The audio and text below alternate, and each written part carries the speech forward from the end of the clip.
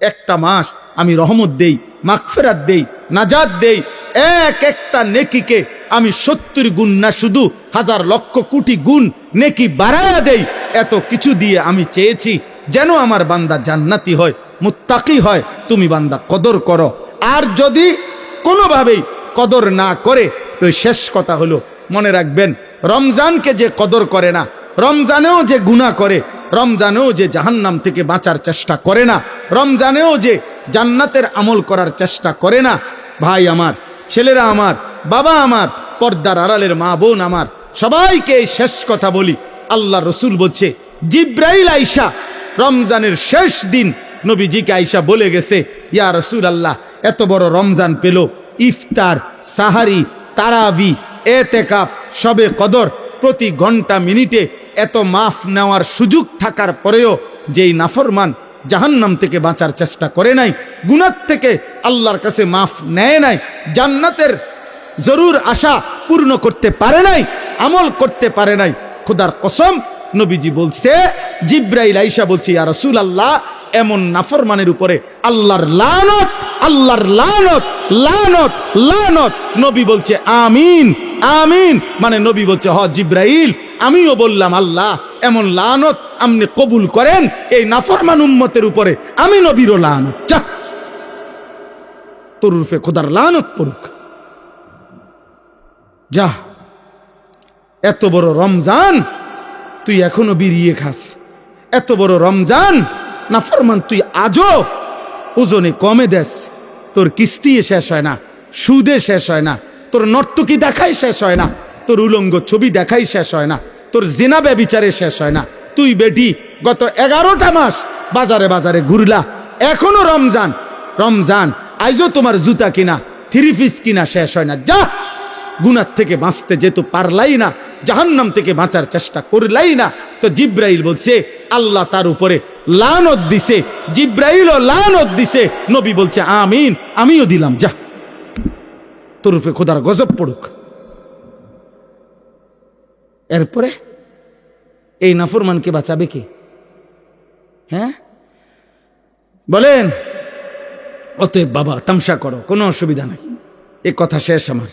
মনে রাখো, হাসি কান্না, আনন্দ বেদনা, সুখ দুঃখ, হ্যাঁ, আনুগত্য অবাধ্য, ঈমান কুফর, কোনো কিছুতেই পৃথিবী থামে না, তুমিও থামতা না, একদিন কবরেই চলে যাইতে হবে। হাসলেও কাঁদলেও, সুখে থাকলেও দুঃখে থাকলেও, ইমানদার হইলেও নাফরমান হইলেও, আনুগত্য থাকলেও আনুগত্য না থাকলেও, সেজদা দিলেও মোর মৃত্যু হবে, সেজদা না দিলেও মৃত্যু হবে, সেজদা দিতে দিতে আব্দুল কাদের জিলানী হইলেও মৃত্যু হবে, নাফরমানি করতে করতে ফেরাউন নমরুদ হইলেও কি হবে? খালাস, অসুবিধা নাই, কোনো অসুবিধা নাই। চলো ভাই, কারো জন্য পৃথিবী থামে না, আমাদের কারো মৃত্যুতে, আমাদের কারো জন্মে সেকেন্ড, ঘন্টা, মিনিট, 1 সেকেন্ড থামে না। সময়ের গতি থামে? কথা বলে না। পৃথিবী থামে কারো জন্য? না না। কোন ক্ষমতাধরের মৃত্যু আর কোন ফকিরের মৃত্যু, সময়ের কাছে সবাই সময় বলে আমি চলছি তো চলছি, কে মরলো, কে জিতলো, কে হারলো, কে জন্ম নিল, আমার তো সময়, আমি যাচ্ছি আখিরাতের দিকে, আমি যাচ্ছি কবরের দিকে। অকুল্লুম ফি ফালাকিন ইয়াসবাহুন। আল্লাহ বলে সব কিছু তার নির্ধারিত গক্ষপথে, গন্তব্যের দিকে, মানে আখিরাতের দিকে চলছে, সব চলছে। আমরা সবাই যাচ্ছি কোন দিকে? কথা বলে না। আমরা যাচ্ছি কোন দিকে ভাই? আখিরাতের, আখিরাতের দিকে। অতএব ব্যক্তি, ঘর, সংসার, পরিবার, দেশ, রাষ্ট্র, রাজনীতি, ক্ষমতা, সবকিছুতে, সবকিছুতে আখিরাতকে প্রাধান্য দিবেন। বলেন ইনশাআল্লাহ, বলেন ইনশাআল্লাহ। ভোটের আগের দিনও আখিরাতকে প্রাধান্য দিবেন, ভোটের দিনও আখিরাতকে প্রাধান্য দিবেন, ভোটের পর দিনও আখিরাতকে প্রাধান্য দিবেন, আখিরাতকে প্রাধান্য দিবেন। কোনোভাবেই, কোনোভাবেই দুনিয়ার কাছে বিক্রি যাবেন না। আল্লাহ আমাদেরকে হেফাজত করেন, আল্লাহ আমাদেরকে কবুল করে নেন। আমি একটা দিল থেকে সবসময় ভাবি, আল্লাহর কথা একজনকে বললেও নেকি হয়, তার আমার নেকি দরকার, তো সেটা অল্প মানুষকে বললেও সমস্যা কি?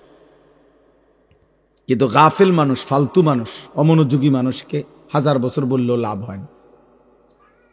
যেই কলস উল্টানো, যেই জগ উল্টানো, উল্টানো কলসিতে 1 সাগর পানি ঢাললেও এটা কোনোদিন পুরবে না। কারণ এটা তো কলসটা কি উল্টান। নবী সাল্লাল্লাহু আলাইহি ওয়াসাল্লাম এটা হাদিসে বলছেন, কিছু মানুষের অন্তর উল্টান কলসির মতো, কালকুজে মিরবাদান, উল্টানো কলসির মতো। নবীজি সাল্লাল্লাহু আলাইহি সাল্লাম বলছেন, মানে কলস উল্টানো, দিলটাও উল্টানো। এবং নবীজি বলছেন শুধু উল্টানো কলস না, বরং কলসির উল্টা পিঠে আল কাতরা দিয়া মাইখা দিছে, যাতে করে এক ফোঁটা পানিও না জমে, পিছলা হয়। তো নবীজি সাল্লাল্লাহু আলাইহি সাল্লাম বলেছেন, কিছু নাফরমানের অন্তর আল্লাহর অবাধ্যতা করতে করতে তার দিল উল্টে যায়। ফলে একটা সময় হয় এমন, লা ইয়ারিফু মারুফান ওয়ালা ইউনকিরু মুনকারা, তখন আর কখনোই পরবর্তীতে আল্লাহর গজব যখন হয়, তখন আর কখনোই তার ওই উল্টা অন্তরে কোনো নেক কাজকে নেক কাজ মনে হয় না, কোনো গুনার কাজকে গুনাই মনে হয়। এটা মানুষের জীবনের সবচেয়ে বড় দুর্ভাগ্য। কারণ এটুকু অনুভূতি যদি কারো চলে যায়, তো তার জীবনে আর কিছু থাকে না। কম বেশি ভুল পাপ দোষ ত্রুটি আমাদের সবার আছে, হুজুরেরও পাবলিকেরও, ফির সাহেবেরও মুরিদ সাহেবেরও। কিন্তু বিষয়টা হলো অনুভূতি থাকা, নিজের বিবেক বোধ কাজ করে, আত্ম অনুভূতি আছে যে না, কাজটা আমি ঠিক করি না, এটা উচিত হলো না, এটা আমার জন্য আল্লাহ তাআলার নিষেধ, এটা আমার জন্য আদেশ। এই যে এই বিবেক বোধ, পার্থক্য শক্তি, এটা যদি কমপক্ষে থাকে তো নিয়ামত, ধীরে ধীরে লোকটা বদলায়। কিন্তু 30 বছর 40 বছর ধরে প্রতিদিন এক তালে মিথ্যা কথা বলতেছে, এটা কোন ধরনের পাপ দেন? এক নিয়মে এক ঢঙ্গে মিথ্যাই বলতেছে, আজকে 40 বছর ধরে সুদ খায়, এটা কেমন সুদখোর? আজকে 60 বছর ধরে প্রতিদিন গালি দেয়, এক তালে, এটা বেটার কথা বললেই নিয়ম গালিলেন। এক হাতে সিগারেট খাইতেছে, মুখে অকথ্য গালিগালাজ করতেছে, সামনে রঙিন টেলিভিশনে নাচ গান চলতেছে, মানে এটা যে গুনাহ, বছরের পর বছর তার বিবেকের মধ্যে এতটুকু অনুভূতিও নেই। এটা অনেক বড় লানত, অভিশাপ। এটা অনেক বড় দুর্ভাগ্য, বদনসিব, যে দিনের পর দিন, মাসের পর মাস গুনার পর গুনাহ, কিন্তু তার কখনো এটা অনুভূতিও হয় না, তার অনুভূতিও হয় না, তার শরীরে কোনো সৌদে নাই। ওই যে সর্দি মারাত্মক হইলে ঘ্রাণ শক্তি কমে যায়, তখন তার আর নাকে সুদ থাকে না। এই গুনাহ আর নাফরমানি যখন বেড়ে যায়, তো ধীরে ধীরে মানুষের উপরে যে মুসিবতটা আসে, সেটা হলো আল্লাহর পক্ষ থেকে যেই আযাব আসে, সেই আযাব হলো আল্লাহ তাকে আত্মভোলা করে দেয়। ফাআনসাহুম আনফুসাহুম। এজন্য তাফসীরের মধ্যে আছে, কোন মানুষের উপরে দুনিয়াতে আল্লাহর সবচেয়ে বড় শাস্তি কি? দুনিয়াতে সবচেয়ে বড় শাস্তি, তাকে আল্লাহ আত্মভোলা করে দেয়, আপন ভোলা। অর্থাৎ সে আর কোনোভাবেই বোঝে না সে কে, তার উচিত কি, করণীয় কি। খাইতেছে, ঘুমাইতেছে, পেশাব করতেছে, পায়খানা করতেছে, ঘুমাইছে তো ঘুমাইতেছে, মুতে ধরছে তো একখান দিয়ে মুততে দিছে, এটা কি রাস্তা, এখানে মানুষ চলাফেরা করে কিনা, কেউ দেখলে কি মনে করে, কোনো কিছু। হালালও খায়, হারামও খায়, গালিও দেয়, সালামও দেয়, মদও খায়, মধুও খায়, মাকেও দেখে, বোনকেও দেখে, আবার মোবাইলে টেলিভিশনে নর্তকীও দেখে, আপন স্ত্রীও দেখে, উলঙ্গ ছবিও দেখে।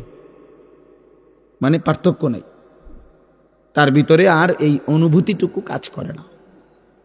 সবকিছুই তার কাছে বরাবর। কষ্ট করে কামাই করে পয়সাও নেয়, সুদের টাকাও নেয়, কিস্তিও নেয়, সব মিলাইয়া 30,000, মিলে জিল্লা 12 লাখ টাকা পয়সা। কেমনে মিলাইছেন? এই এমনে এমনে, দোয়া করেন, এমনি এমনি মিলাইছে। এমনি এমনি কি তা 6 লাখ জমি বেচা আর 6 লাখ সুদে কিস্তিতে। হালালও আছে, হারামও আছে, পার্থক্য নেই। এটা কোনো মানুষের উপরে সবচেয়ে বড় লানত। আল্লাহর সবচেয়ে বড় শাস্তি, ওয়ালা তাকুনু কাল্লাযীনা নাসুল্লাহ ফাআনসাহুম আনফুসাহুম। আল্লাহ তাআলা বলে, বান্দা আমাকে এই পরিমাণ ভুলে যেও না, একদিন আমি কিন্তু তোমাকে নিজেকে ভুলাই দেব।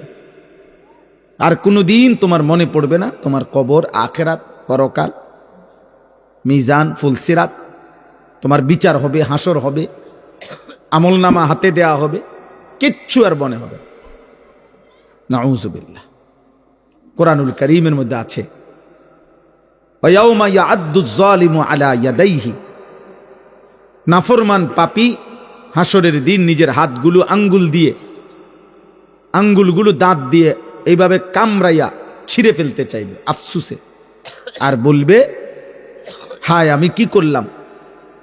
ইয়াকুলু ইয়া লাইতানি ইত্তাখাযতু মা'আর রাসূলি সাবিলা, আমি যদি রাসূলের পথ ধরতাম। ইয়া ওয়াইলাতা লাইতানি লাম আত্তাখিজ ফুলানান খলিলা, হায় আফসুস আমি যদি মন্দ লোককে বন্ধু না বানাইতাম। যে আমাকে নারী দেখাইলো, ছবি দেখাইলো, জিনা ব্যভিচারের আড্ডায় নিয়ে গেল, যে আমারে মদের আড্ডা, জুয়ার আড্ডা, সুদের আড্ডা, কিস্তির আড্ডা, যে আমারে দিয়া খুন, সন্ত্রাস, চাঁদাবাজি, রাহাজানি, অন্যায়, অসভ্যতা করলো, আমি যদি তাকে বন্ধু না বানাইতাম, তাকে যদি অনুসরণ না করতাম, তার সাথে যদি না চলতাম, এই আফসুস করবে আর আঙ্গুল ছিঁড়ে ফেলতে চাইবে, কিন্তু কোনো লাভ হবে না, কোনো ফায়দা হবে। ইয়াউমাইদিন ইয়াতাযাক্কারুল ইনসানু ওয়া আন্না লাহুদ যিকরা। আল্লাহ তাআলা বলেন, কিয়ামতের দিন প্রত্যেক নাফরমান তার দুনিয়ার সব পাপের কথা মনে পড়বে, কিন্তু আল্লাহই বলেন, ওয়া আন্না লাহুদ যিকরা, কিন্তু বলো না বান্দা মনে পড়ে সেদিন কি লাভ হবে। মনে তো পড়বে, সব স্মরণে আসবে, কিন্তু লাভ তো হবে না। ওয়ালাউ তারা ইদিল মুজরিমুনা নাকিসু রুউসিহিম ইনদা রাব্বিহিম, আল্লাহ বলে সেদিন হাসরের দিন সমস্ত নাফরমান আল্লাহর সামনে মাথা নুয়ে, লজ্জায়, অপমানে, বেইজ্জতিতে মাথা নুয়ে থাকবে,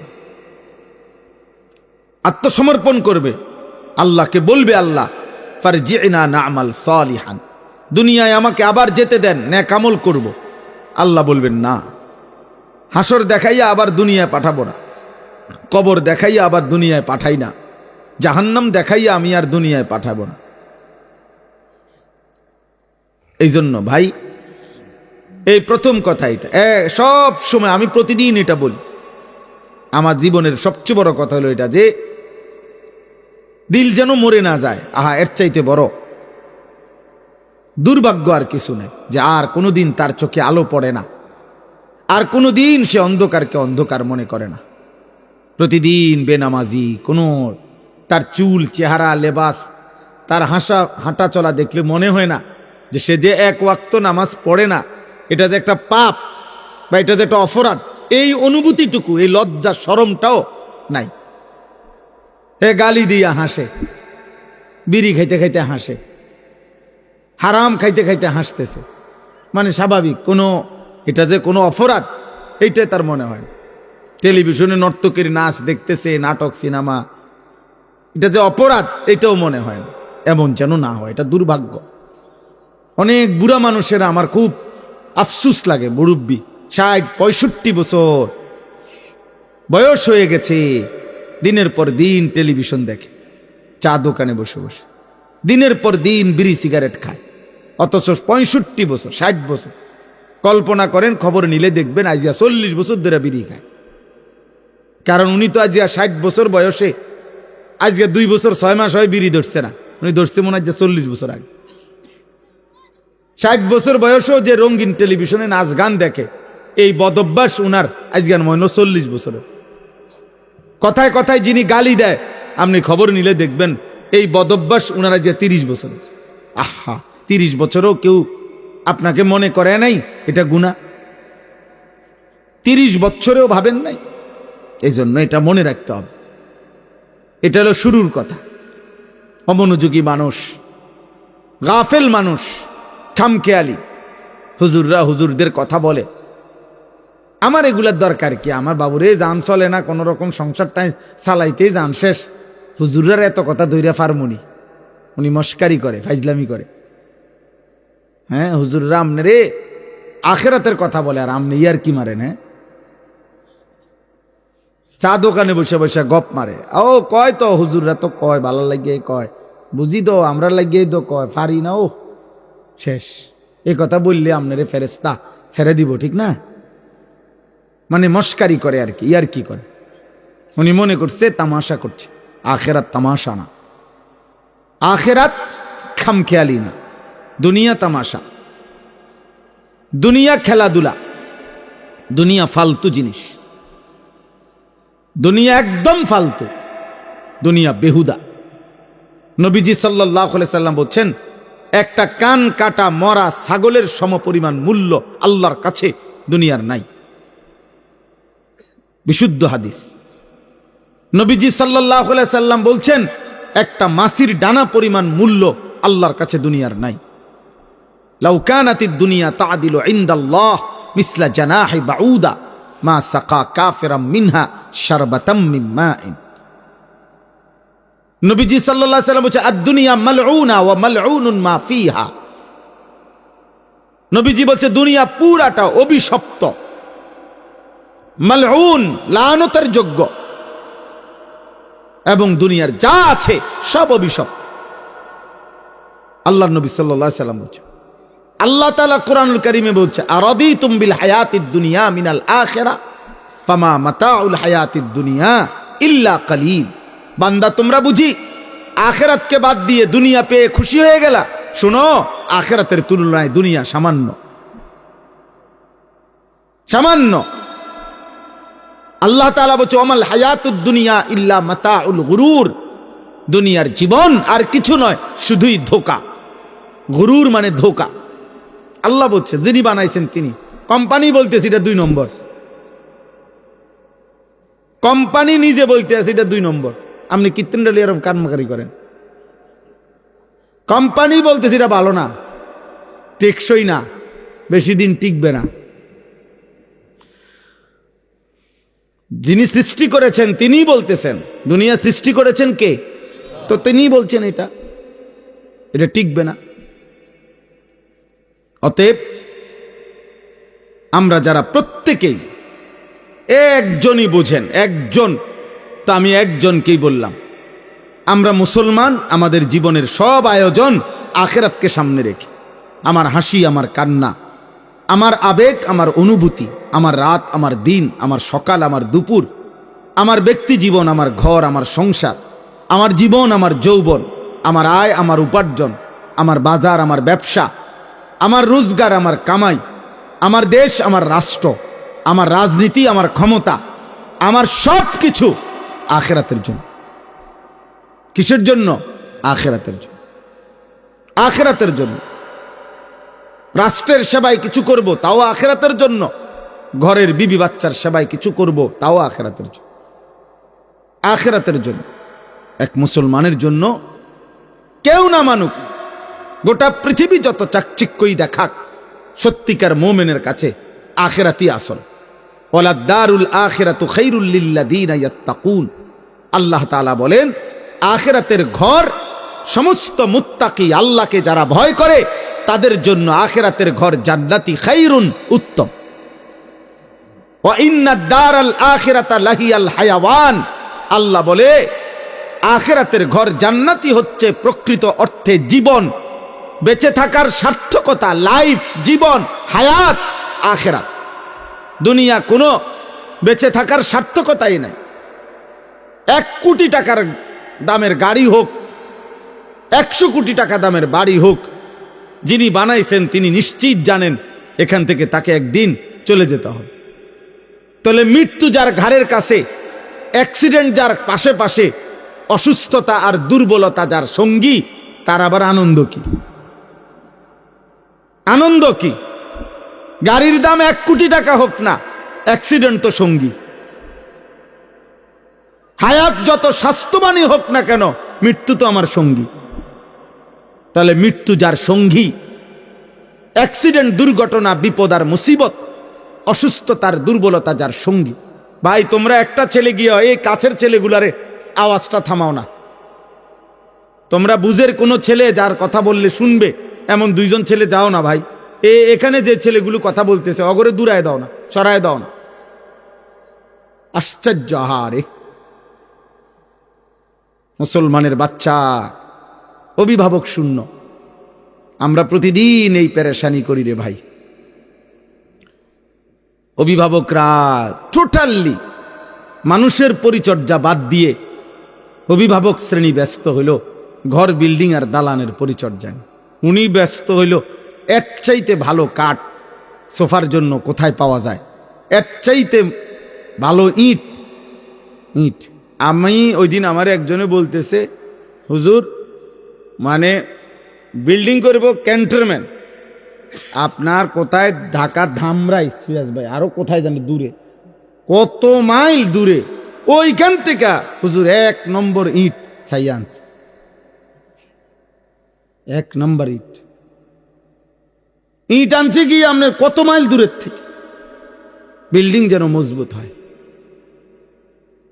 সিমে আরে বালু আনছে গিয়া ওই ময়মনসিং থেকে, নিজে সারা রাত ট্রাকের লগে ছিল, যাতে করে বেটা 2 নম্বর বালু না দেয়।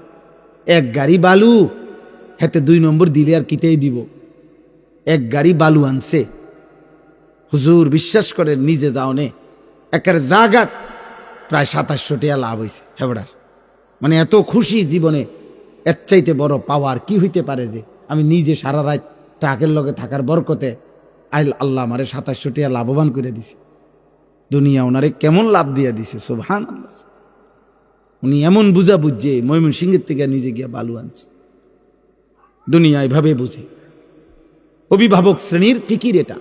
আমার একজনে বলছে, হুজুর পুরাটা বিল্ডিং এর বালু আস্তর করছি, একটা বালু ধন সারা লাগাই নাই, সবগুলো বালু আগে ধুইয়া লইছে, এরপরে আপনার শুকাইয়া এরপরে আস্তর করছে, যাতে করে 1 সুতা বালুর ভিতরে সামান্যতম কোনো লবণ কিছু না থাকে, বিল্ডিং যেন মজবুত হয়। ইসরাফিলের আব্বাও যদি ফু দেয় যাতে বিল্ডিং ভাঙবে না, এত পিওর বালু না। বালু তো একদম ধুইয়া লইছে না। তাহলে আমি বললাম যে মাশাআল্লাহ ভাই, আমি এদূর বুঝছি যে আপনি বালু মধ্যে যেন বালু না থাকে এই জন্য ধুইয়া লাইছেন আপনি। মানে সে কয় না যে ধুইছি এই জন্য যাতে বালু না থাকে, আপনি বালুরে কিটা ধুইলেন আমি বুঝলাম না। দুনিয়া এমন বুঝা বুঝছে। মুসলমান আপন ছেলে বরবাদ, 1 ওয়াক্ত নামাজ নাই, অভিভাবক জানেও না।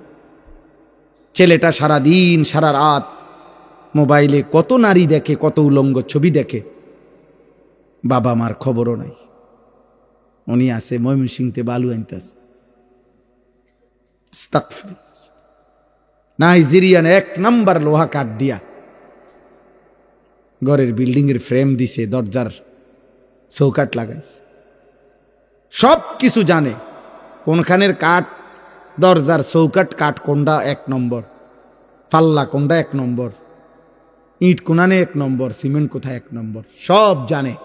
কিন্তু সন্তান কেমনে মানুষ করে, বাচ্চাটাকে কিভাবে আখেরাত শেখানো যায়, এ ব্যাপারে উনি কিছুই জানেন। এই ব্যাপারে ওনার কোনো প্রস্তুতি নাই। অথচ 1 মুমিন, 1 ইমানদারের খোদার কসম, মৃত্যুর পূর্ব মুহূর্ত পর্যন্ত, শেষ নিঃশ্বাস পর্যন্ত 1 মুমিনের তার পরিবারের ব্যাপারে আখেরি চেষ্টা হলো আখিরাত। শেষ চেষ্টা হওয়া উচিত আখিরাত। আম কুনতুম শুহাদা ইয হাদারা ইয়াকুব আল মাউত ইয ক্বালা লিবানিহি মা তা'বুদুনা মিন বা'দি।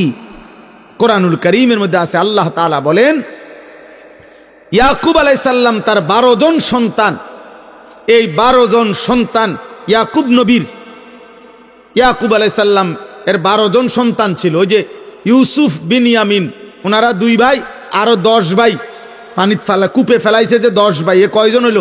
12 জন।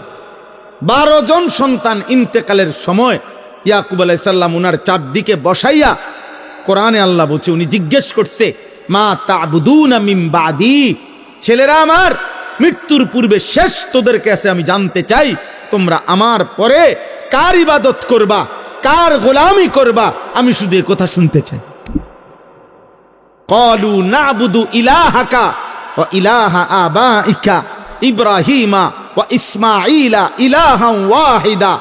ছেলেরা বলল, আব্বা, যুগ যুগ ধরে আপনি যেই ইলাহের ইবাদত করতেন, আপনার পূর্বপুরুষ ইসহাক, আপনার পূর্বপুরুষ ইব্রাহিম, ওনারা ইসমাইল, ওনারাও যেই রবের ইবাদত করত, আমরাও মৃত্যু পর্যন্ত সেই রবের ইবাদতই করব। তো ইয়াকুব আলাইহিস সালাম বলছে, ঠিক আছে আব্বা, আমি বিদায় নিলাম, আমি নিশ্চিন্ত, আমার সন্তানের কাছ থেকে আমি শেষবারের মতো আল্লাহর ইবাদতের কথা মনে আছে কিনা এটা জেনে রাখলাম। চিন্তা করে দেখে, হযরত ইব্রাহিম আলাইহিস সালাম, কোরআনুল কারীমের মধ্যে আছে, ইব্রাহিম নবী আল্লাহর কাছে দোয়া করতেন, রব্বি জাআলনি মুকিমাস সালাহ ওয়া মিন যুররিয়্যাতি রব্বানা ওয়া তাকাব্বাল দুআ। কোরআনুল কারীমের মধ্যে সবচেয়ে বেশি দোয়া হলো ইব্রাহিম নবীর দোয়া। অনেক দোয়া আছে, ইব্রাহিম আলাইহিস সালাম দোয়া করছেন, তন্মধ্যে এই একটা দোয়া কেবল, এটা একটু ভিন্ন আঙ্গিকের ইব্রাহিম নবী বলছেন। সেটা কি? ইব্রাহিম আলাইহিস সালাম বললেন, এই যে এখন বললাম, উনি বললেন, আল্লাহ, আপনি আমাকে শতভাগ নামাজি বানায় দেন, অমিন যুররিয়াতি, এবং আমার সন্তানদেরকেও, আমার বংশধরকেও আপনি নামাজি বানান। এরপরে বলছে, আল্লাহ, আমার আরো দোয়া আছে, সামনে বলতেছি, তবে রব্বানা ওয়া তাকাব্বাল দুআ, এই দোয়াটা এখনই আলাদাভাবে এখনই কবুল করেন। এটা আমার আলগা দোয়া, এটা স্পেশাল দোয়া, পরেরটি দিবেন না দিবেন পরে, কিন্তু এটা দিতে হইব যে আমাকে নামাজি বানাবেন, আমার সন্তানদেরকে নামাজি বানাবেন।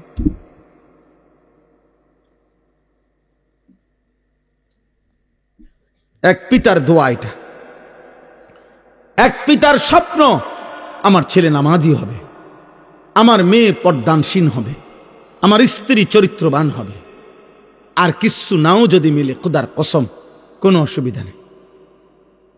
স্ত্রী সন্তান যদি বছরের পর বছর মাটিতেও ঘুমায়, তাইলেও কোনো সমস্যা নাই। আর বদ্দিন আর নাফরমান যদি কারুনের খাটেও ঘুমায়, যদি কারুনের ধনভাণ্ডারও যদি পায়, অথচ নাফরমান, বেঈমান, বেনামাজি, বেহায়া, চরিত্রবান, অথচ সে কারুনের যত সম্পদ বেটা, ওই সম্পদ যদি তোমার সন্তান পায়, খোদার কসম ওইটা ব্যর্থ, ব্যর্থ, লানতের যোগ্য ছাড়া আর কিচ্ছু না বেটা, অভিশপ্ত, ওইটা অভিশপ্ত জীবন। আপনি সন্তান কিছুই পায় নাই, কারুনের সব রাখেন বাইর করে লই।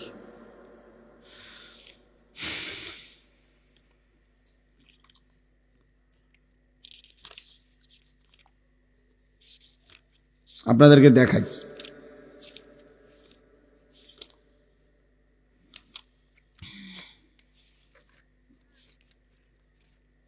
মানে কোরআনুল কারীমের মধ্যে এই কারুনের ঘটনা আছে। তো ওই ঘটনার মধ্যে এই যে আছে যে কারুন যখন রাস্তা দিয়া বের হইতো, এই পরিমাণ ঠাটবাট, সহ্য, বীর্য, অহংকার এবং চাকচিক্য, জাকজমক দিয়া কারুন বের হইতো, তো তাকে দেখে আশেপাশের মানুষরা আফসুস করত, আফসুস করতো। আল্লাহ কোরআনে ডাইরেক্ট বলছে, আফসুস করতো আর বলতো, আহারে, আল্লাহ যদি আমাগরেও কারুনের মতো একটু দিত। এই যে কোরআন শরীফে আছে সরাসরি, ফাখারাজা আলা কওমিহি ফি জিনাতিহি, কারুন তার সাজ সজ্জা, জাক জমক নিয়ে বের হতো। তো ক্বালাল্লাযীনা ইউরিদুনাল হায়াতাদ দুনিয়া, যাদের হৃদয় শুধু দুনিয়ার লোভ ছিল, তারা বলতো, ইয়া লাইতা লানা মিসলা মা উতিয়া কারুন, আহা, আল্লাহ যদি আমগরেও কারুনের মতো একটু দিত, তাহলে আমরাও একটু সুখে থাকতাম। খোদার কসম আল্লাহ বলে, এরপরে যেদিন আল্লাহ কারুনকে তার সমস্ত ঘর সম্পদ, রাশি রাশি স্বর্ণরৌপ্য সহ জীবন্ত মাটির নিচে দাফন করে ফেলছে, ফাখাসাফনা বিহি ওয়া বিদারিহিল আরদা, তাকে তার ঘর সহ আল্লাহ জিন্দা মাটির নিচে দাফন করে দিছে এই নাফরমান বেঈমানকে। তখন কি হইল? ওয়া আসবাহাল্লাযীনা তামান্নাউ মাকানাহু বিল আমস ইয়াকুলুনা ওয়াইকা আন্নাল্লাহা ইয়াবসুতুর রিজকা লিমান ইয়াশাউ মিন ইবাদিহি ওয়া ইয়াকদির লাউলা আমান্নাল্লাহু আলাইনা লাখাসাফা বিনা। পরের দিন কারুনের এই নির্মম পরিণতি দেখে ওই গতকাল পর্যন্ত যারা আফসোস করত তারা বলতো, আল্লাহ আপনার হাজার কোটি শুকর, আপনি যাকে যে দুর্মন চাইছেন এ দূর দিছেন, আল্লাহ আপনি দয়া করছেন, তার মতো আমাগরে দেন নাই, নাই তো আজকে তার সাথে তো আমরাও ডুবে যাইতাম, আমরাও তো মাটির নিচে ধসে যাইতাম। এখানে সরাসরি কোরআন শরীফ না। পরের দিন আফসোস করছে, হা আল্লাহ আপনি আমগরে রক্ষা করছেন। এই ডাকাতের মতো, এই নাফরমান বেঈমানের মতো যদি আমগরেও দিতেন, আমরা তো ধ্বংস হয়ে যাইতাম। এই জন্য বাবা, যে বাচ্চাগুলো আল্লাহর কোরআনের হাফেজ হইল, যাদের মাথায় পাগড়ি দেওয়া হলো, হাসরের দিন আপনি তাদেরকে দেখবেন, ওরাও আপনাকে দেখবে। আর ছেলেরা, তোমরা যারা এই মহল্লার ছেলে, অথবা তারা যেই মহল্লার, তোমরা যারা এই তার মহল্লার পাশাপাশি, তোমরাও তাকে দেখবা, তারাও তোমাদেরকে দেখবে। একটা গুরুত্বপূর্ণ কথা মনে রাখবেন, কোরআনুল কারীমের মধ্যে আছে, ফাইন্নামা হিয়া জাজরাতুন ওয়াহিদাতুন ফাইদা হুম ইয়ানজুরুন। আল্লাহ তাআলা বলেন হাসরের মাঠটা কি? আল্লাহ বলেন ইসরাফিলের একটা ফু। ইসরাফিল একটা ফু দিবে দ্বিতীয়বারের মতো, আর কবরের সব কিছু উপরে উঠে আসবে, আর হাসরের ময়দান হবে, আর প্রত্যেকে তাদের পরিচিত জনকে একে অপরে তাকাইতে থাকবে। এই জন্য তাফসীরের মধ্যে আছে, কিয়ামতের দিন আমাদের প্রত্যেককে কিন্তু আমাদের পরিচিত লোকজনদের সাথেই দাঁড় করানো হবে। মানে আমারে চীনের মানুষের লোকে দাঁড় করাইতো না, আমারে কোনো জাপানের মানুষের লোকে দাঁড় করাইতো না, আমারে আমার পরিচিত লোকদের সাথেই কি করানো হবে? দাঁড় করানো হবে। ফাইদা হুম ইয়ানজুরুন। একজন আরেকজনকে, আরে সিরাজ ভাই নি, উনি গুলো, আরে আনিস ভাই, এই যে উনি, তো আমি এখন উনাকে এখানে দেখেই উনি আমার সামনে আইসা সালাম দিছে, তাকাইয়ে আমি, আরে সিরাজ ভাই, উনি আমার সাথী, আমরা একসাথে কামিল পাশ করছি, একসাথে একই ইয়ারমেট, তাইলে এরকম পরিচিত। ফাইদা হুম ইয়ানজুরুন। একজন আরেকজনকে দেখবে, চিনবে, আরে দোস্ত, আরে আপনি, এইভাবে চেনা জানা পরিচিত মানুষদের মাঝেই উঠবে। খোদার কসম, তখন যার আমল নামা ডান হাতে দেওয়া হবে, সে তার এই পরিচিত লোকগুলাকে একটা চিৎকার দিয়া আমল নামাটা হাত দিয়া দেখায় বলবে, হা উমুকরাউ কিতাবিয়া, আমার আমল নামা দেখো, আমার নাম জান্নাতীদের কাতারে উঠছে। দেখো দেখো। এবার নাফরমান কি দেখাবে? কি দেখাবে? বেঈমান কি দেখাবে তখন? ইমানদার তো দেখাবে, হা উমুকরাউ কিতাবিয়া, আমার আমল নামা পড়ো, দেখো, ইন্নী জানানতু আন্নী মুলাকিন হিসাবিয়া। সে বলবে, আমি আপনাদের মাঝেই বড় হইছি, আপনাদের সাথে খাইছি, ঘুমাইছি, এক বাজারেই ব্যবসা করছি, দোকানদারি করছি, এক গ্রামেই চলাফেরা করছি, কিন্তু খোদার কসম আমি কলিজা দিয়া বিশ্বাস করেছি হাসরের দিন হবে, এই জন্য আমি বাজারও করছি, নামাজও পড়ছি, সংসারও করছি, হালালও খাইছি, রোজগারও করছি, কষ্টও করছি, আবার হালালের দিকেও খেয়াল করছি, হালালের দিকেও খেয়াল। আমার একজন আপনজন আছে, আমার আপনজন, আমার একজন দুলা ভাই আছে, উনি বলছেন, পুরা বাজার সাক্ষী দিছে শতবার, উনি নিজে বলছে আমারে, ভাই আমি গত 37 বছরের ব্যবসার জীবনে, 37 বছর ব্যবসার জীবনে কোনোদিন আমার জামাত নামাজের 5 ওয়াক্ত কোনো ওয়াক্তের নামাজের জামাত ফৌত হইছে, মিস হইছে, আমার 37 বছরের ইতিহাসে আমার এটা মনে হয় না। উনি এখনো জীবিত আছে, উনি ওই বাজার ব্যবসায়ী সমিতির সভাপতি, বাজারের সবচেয়ে বেশি দোকান উনার, উনি একা 7টা 9টা দোকান চালায়, 24 ঘন্টা না, উনি 32 ঘন্টাও যদি বেচা কিনা করে, তার দোকানে 32 ঘন্টায় কাস্টমার আছে, কিন্তু তার জামাত মিস হয়। কিভাবে সম্ভব? মসজিদে যাইয়া জামাতে পড়ে, বাজার মসজিদে নিয়মিত উনি টাইমলি হাজির। ইন্নী জানান্তু আন্নী মুলাকিন হিসাবিয়া। এজন্য ঈমানদার বলবে আমি জানতাম আখিরাত হবে, আমি জানতাম হিসাবের দিন হবে, এই জন্য আমি দুনিয়াও করেছি আখিরাতও করেছি। আজকে তোমরা এখানে, আমি আর দেরি করছি না, অনেক রাত তোমাদের কাছে অনুরোধ করছি, প্রিয় ছেলেরা, বাবারা, আপনারাও পর্দার আড়ালের মা বোন, আল্লাহ তাআলা আমাদেরকে ঈমান দান করছেন, আল্লাহ আমাদেরকে কালিমা দান করেছেন। আমরা বলতে পারছি যে লা ইলাহা ইল্লাল্লাহ। আমি দিনাজপুর 2024 সালে এই 5ই আগস্ট যখন আপনার হাসিনা পলায়ন করে, দেশ যখন উত্তাল, তখন আমি দিনাজপুর ছিলাম তাবলিগের চিল্লায়। তখন আমি ওইখানে একটা ফ্যামিলির 2 ভাই, তারা হিন্দু 2 ভাই, তারা কালেমা পড়ে মুসলমান হয়েছিল আগে। তো তারা 2 ভাই আমাদের কাছে আইসা বলছিল, হুজুর আমাদের আব্বার বয়স 72 বছর, আমাদের আব্বারে যদি আপনারা একটু, আমারও বলছি হুজুর আপনি সহ একটু আসলে আব্বারে যদি একটাবার একটু বলতেন, কালিমার দাওয়াত দিতেন। আমরা তো দুনো ভাই কালেমা পড়ছি, আব্বারে যদি একটু বুঝাইতেন। আমার মনে আছে আমি উনার কথা মতো উনাগো ভাইদের, আমরা 3 জন আলেম প্রায় 2.5 ঘন্টা ওনার সাথে কথা বলছি। ওই 72 বছর বয়স্ক হিন্দু লোকটা, ওই চাচারে বলছি, উনি বলতেছে কয় যে সৃষ্টিকর্তা যে একজন, আমি এটা মানি, প্রতিমা পূজা যে ঠিক না এটাও আমি মানি, এইভাবে বলছে আমারে। আমি বললাম চাচা দরজা বন্ধ, জানালা বন্ধ, আমি একলা, আমরা 3 জন মাত্র আলেম, হুজুর পৃথিবীর কাউকে কোনোদিন বলবো না, আপনি শুধু একবারের জন্য, এই কথাটাই আমাদেরও কথা। ঈশ্বর একজন, আপনি বলতেছেন প্রতিমা পূজা ঠিক না, আপনি বলছেন কথা তো ঠিকই আছে, আগাই লাইছেন, এই তো কথা।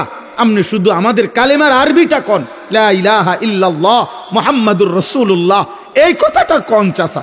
ওনারে আমরা 3 জন কাঁদছি, এ কোরআন হাতে বললাম, কিন্তু উনি বলতেছেন আমি এটা কইতাম না। 2.5 ঘন্টা পর্যন্ত কাঁদছি।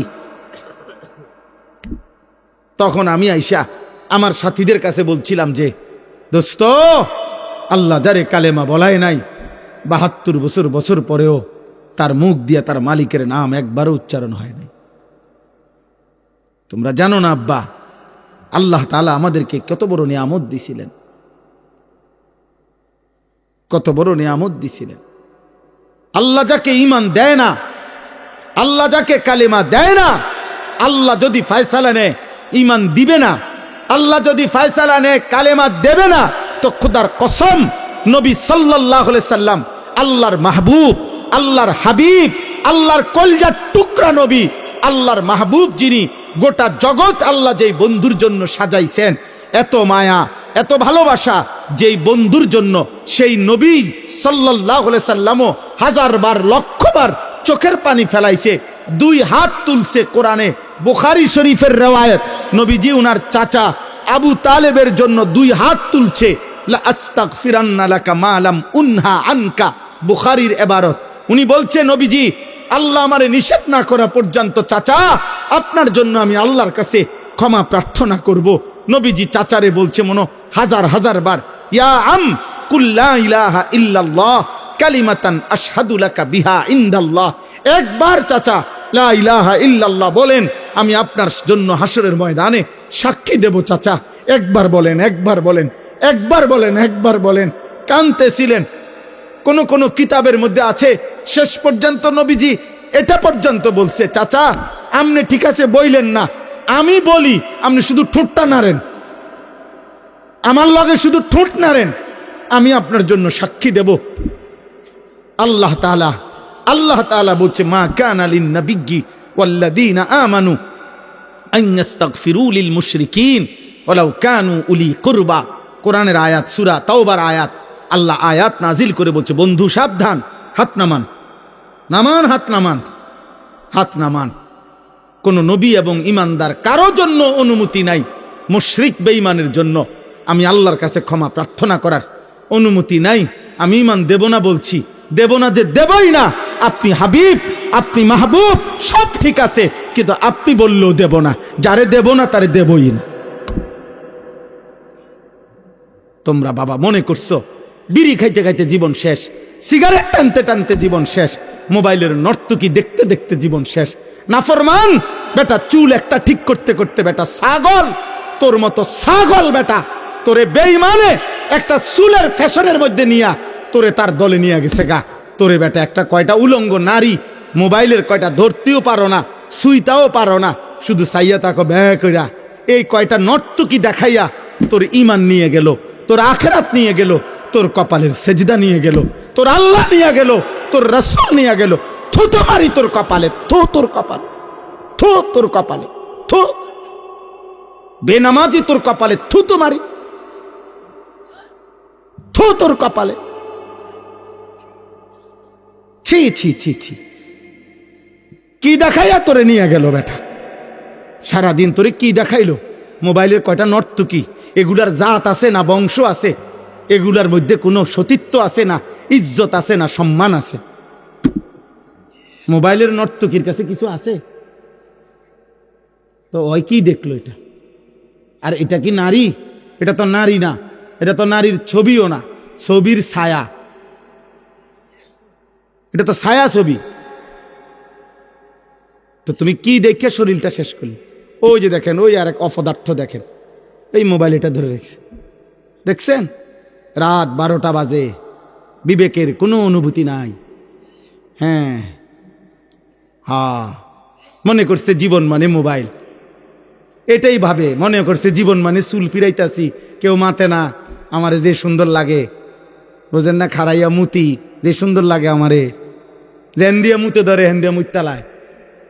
এটা কি রাস্তার পাশে হেন দিয়ে গাড়ি যায়, সিএনজি যায়, মানুষ যায়, বেডইট যায়, বেডিট যায়, কি মনে করে? আরে কি মনে করবো কি তা আবার?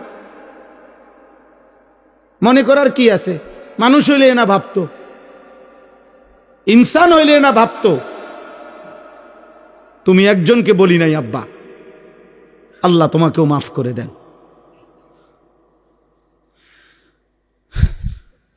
আফসুস বেটা, আফসুস। এই জন্য এই কথা মনে রাখবেন। আমার কাছে একটা কিতাব আছে, ফিকহু তারবিয়াতিল আবনা, আরবি কিতাব। আমি ওই কিতাবে এই কথাটা পড়ছি। ওই আরবের একজন বিখ্যাত লেখক, তিনি এটা লিখছে।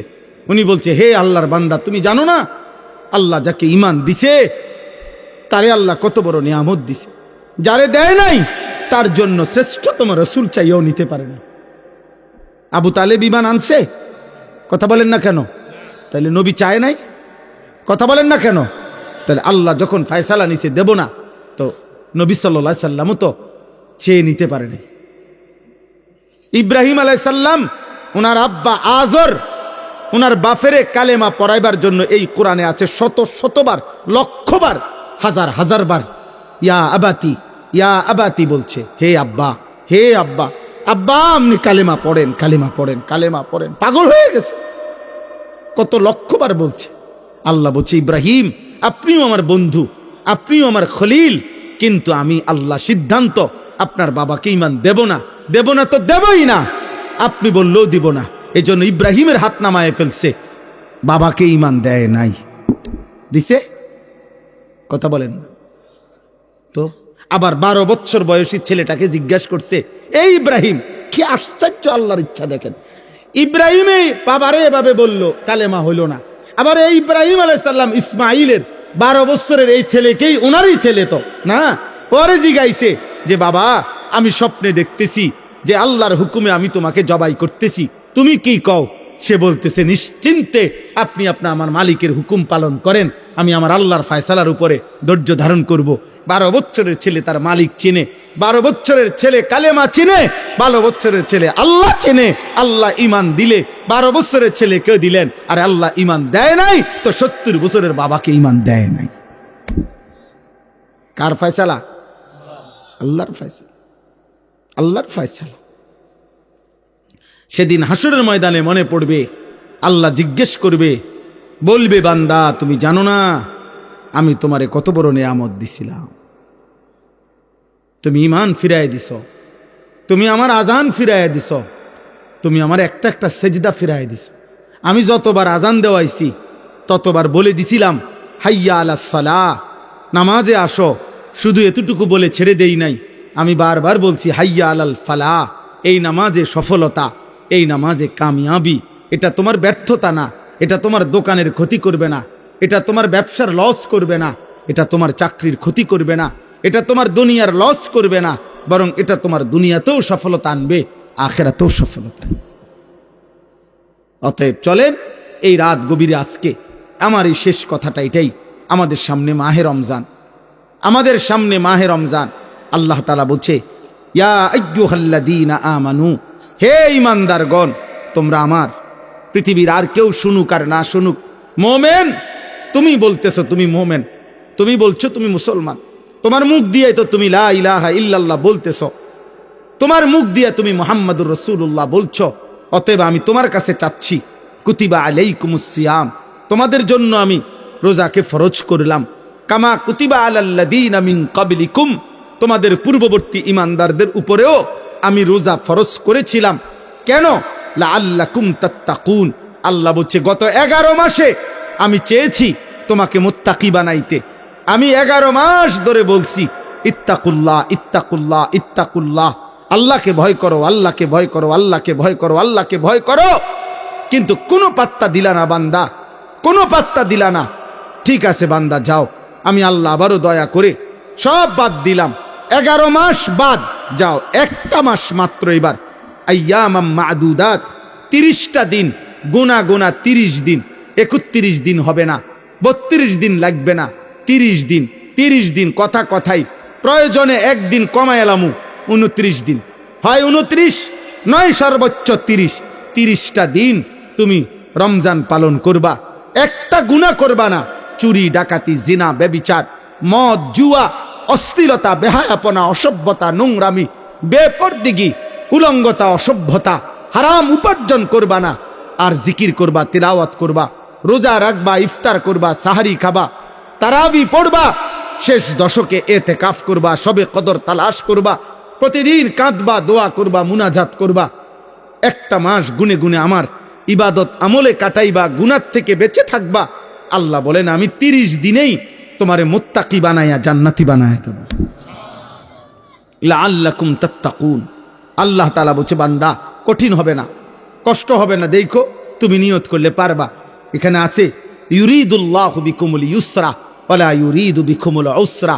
আল্লাহ তাআলা বলে বান্দা আমি যেমনে যেমনে রমজান সাজাইছি, রমজান রোজা ইফতার সাহারি তারাবি এতেকাফ শবে কদর, যেটা যেমনে সেটিং করছি, আল্লাহ বলে বান্দা বিশ্বাস করো আমি নিজে, আমি আল্লাহ খেয়াল রাখছি তোমার যেন সহজ হয়, কঠিন যেন না হয়, এইভাবে আমি আল্লাহ বিধানটা আমি নিজের হাতে সাজাইছি।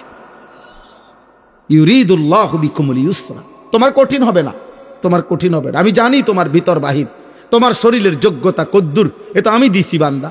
তোমার শরীর স্বাস্থ্য, তোমার জীবন যৌবন আমি দিছি। তুমি অসুস্থ প্রচন্ড, কোনোভাবেই তুমি পারবা না, তো ঠিক আছে, ফামান কানা মিনকুম মারিদান, তুমি যদি প্রচন্ড অসুস্থ হও, যে অসুস্থতা রোগ বেড়ে যাবে রোজা রাখলে, তো ঠিক আছে, যখন সুস্থ হও তখন তুমি কাজা করে নিও। আল্লাহ বলছে লম্বা পথ সফর করবা, তোমার কষ্ট হবে মুসাফির, ঠিক আছে তুমি ওই সময় রোজা ছেড়ে দিও, অন্য সময়ে যখন বাড়িতে থাকবা কাজা করে নিও। তুমি যদি একেবারে বৃদ্ধ দুর্বল হও, যে আর কোনোদিন সবল সুস্থ রোজা রাখার মতো যোগ্যতা তোমার ধারণা আর কোনোদিন হবে না, তো আল্লাহ বলেন অসুবিধা নাই, যাও ফিদিয়াতুন তুআমু মিসকিন, প্রত্যেক রোজার বিনিময়ে এক সাদকায়ে ফিতির, রমজানে যে ফিতরা দেন এই ফিতরা পরিমাণ একজন মিসকিনকে খাবার বা সমপরিমাণ মূল্য তুমি দিয়ে দাও। আল্লাহ বলেন সব রকমের সুযোগ রাখছি, প্রচন্ড দুর্বল হলে কি করবা, মুসাফির হইলে কি করবা, একেবারে বৃদ্ধ হইলে কি করবা, এইভাবে গর্ভস্থিত নারী যার গর্ভে বাচ্চা আছে তার জন্য কি করতে হবে, আল্লাহ তাআলা বলেন আলাদা আলাদা করে বলছি, কঠিন কিছু বলি নাই। সন্ধ্যা থেকে নিয়ে সুবহে সাদিক পর্যন্ত খাও পান করো, স্বামী স্ত্রী মিলামেশা করো, সুবহে সাদিক থেকে সূর্যাস্ত পর্যন্ত শুধু এটুকু সময় খাদ্য খাবার থেকে বিরত থাকো, শেষ দশক এতেকাফের চেষ্টা করো, বেজর রাত্রিগুলো সবে কদর তালাশ করো, গুনাহ কইরো না। বাজারে তো সারা বছরই যাইতে পারবা, কাপড়, লুঙ্গি, শার্ট, শাড়ি, থ্রি পিস, জুতা, এ তো সারা বছরই কিনতে পারবা। একটা মাস আমি রহমত দেই, মাগফিরাত দেই, নাজাত দেই। একটা নেকিকে আমি 70 গুণ না, শুধু হাজার লক্ষ কোটি গুণ নেকি বাড়ায়া দেই। এত কিছু দিয়ে আমি চেয়েছি যেন আমার বান্দা জান্নাতি হয়, মুত্তাকি হয়। তুমি বান্দা কদর করো।